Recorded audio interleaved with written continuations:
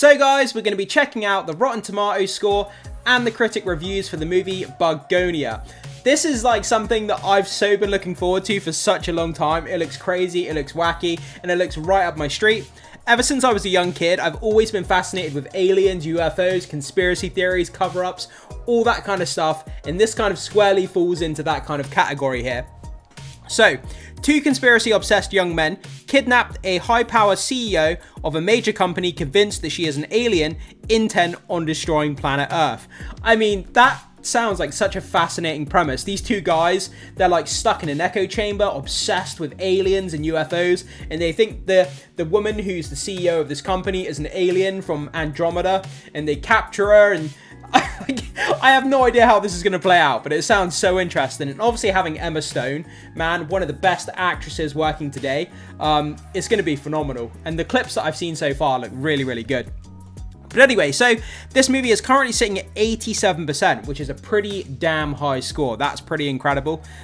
It may go up and down in the next few days. We'll have to wait and see how that pans out. But 87%, that's very, very good, very respectable score. And that gets me all the more excited to see this movie. I think it drops at the end of this month, if I'm not mistaken. But I'm going to be there day one. I mean, I can't wait. Is she going to be an alien? Is she not an alien? Are the kidnappers the aliens? Are they on Earth? Are they on a different planet? There's going to be some sort of crazy twist in this movie. I have no idea what it is, but I know there's going to be a twist along the line somewhere. But I can't wait to find out what that twist is going to be.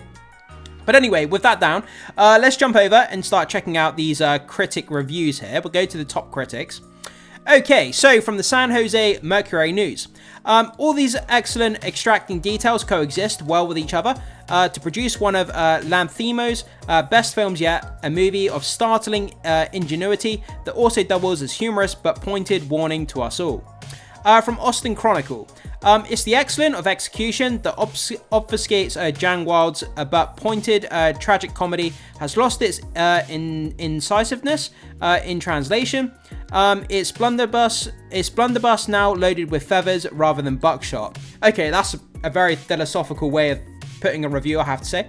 From the San Francisco Chronicle, so we set up a darkly comic tale of the need to rein in corporate malfeasance versus the danger of social media disinformation. Yeah, I mean, that's why it's so relevant. It's talking about disinformation when it comes to the internet, the conspiracy theories, all that kind of stuff that people get sucked into. And it's very poignant and, the nuance of what happens today with people being on the internet and stuff. The problem is Lanthimos has no interest in exploring issues, just raising them. Lanthimos obviously being the director there. From the AV Club, lacking distinctive social commentary, meaningful character development, or salient environmental angle, the update feels all but incapable of speaking to the moment. From Globe and Mail, the longer that Lanthimos is able to get away with such antics, the poorer the entire cinematic ecosystem becomes. Save the planet, let's start small and simply save our time. From Time Out, Stone and Plemons, verbal battles of wits are worth the price of admission, even if the script co-written by Will Tracy is overly reliant on culture war jargon. From London Evening Standard, the final scenes are pure cinema. Yeah, that's what I'm looking forward to, seeing what happens at the end. You'll need it as catharsis for surviving the unrelenting tragedy of the first hour, where laughs are scant.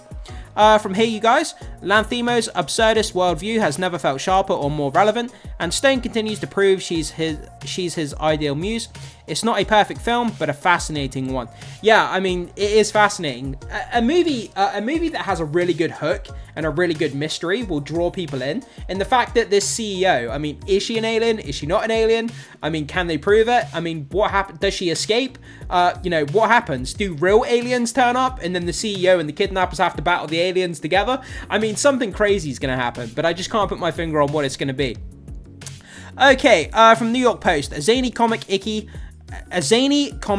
smelly thriller about deadly cocktail of loneliness and web browsing. Yeah, talking more about people being sucked into the online world there. From Slant Magazine, the film unearths new depths and existential, if I can say that word, anxiety endangered by the increasingly tumultuous 2020s. A unique remake that's both faithful and widely different from its source material, one that's unafraid to get even bleaker with its paranoia. That was from Bloody Disgusting, that one. The story is pointedly not for everyone, but I enjoyed its twisted deviltry.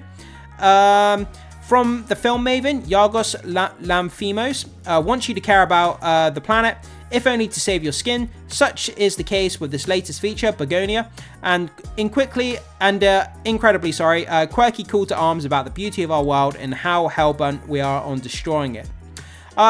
From The Observer, in an era where it's become all too easy to release simple, didactic, eat-the-rich stories of Lanthimos, comedy thriller zeroes in on one compelling cognitive dissonance that might lead one down a path of reckless lone wolf violence. Yeah, again, they're alluding to that online world, the reckless lone wolf violence. When you get into an echo chamber and you sort of become radicalized by the communities that you spend time with. When you're kind of on your own, looking at things on the internet, you can easily become kind of consumed and radicalized, and you get that conspiracy mindset.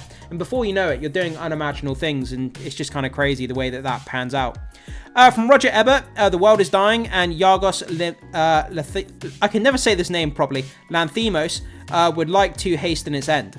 The Times, this is Stone's fifth film with the Greek director Yorgos Lanthimos, and they're beginning to feel like a codependent relationship that's run its course.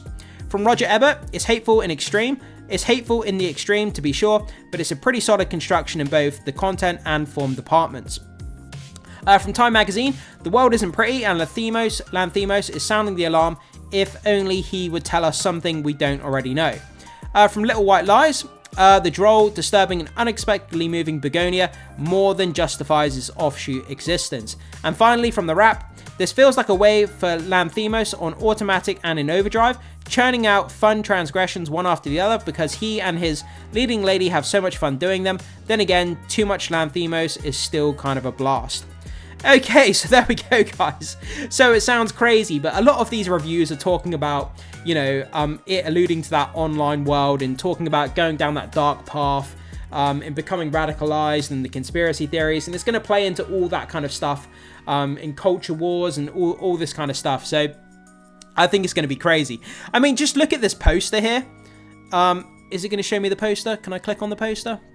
Give me 1 second. Yeah, this poster here, I mean, just look at this. I mean, what the heck is this about? We've got Emma Stone, who's bald, looking up to the sky. She's got this, like, ooze covering her face, and then there's a bunch of blood coming down the top of the poster. It's like, what the hell is this all about? This is how kind of crazy this movie's going to end up being. But there we go, guys. So the movie's on 87% from 99 reviews. Are you excited to see it? Do you plan on seeing it? Have you seen the trailers? What do you think of the trailers? And just let me know your thoughts, comments, and opinions and theories about how you think this movie's going to turn out. I would love to know if you have any decent theories like me. I think personally, Emma Stone's character and the two kidnappers are going to have to fight. They're going to have to team up and fight real aliens. I think that's what could happen. If that does, I will lose my damn mind. But anyway, guys, like I say, jump in the comment section and leave your theories there. Thanks so much for being here. Make sure you hit the like button before you leave. Consider becoming a subscriber and hit that notification bell to stay up to date with all the content coming to the channel in the near future. And with all that down, I will see you guys in the next video.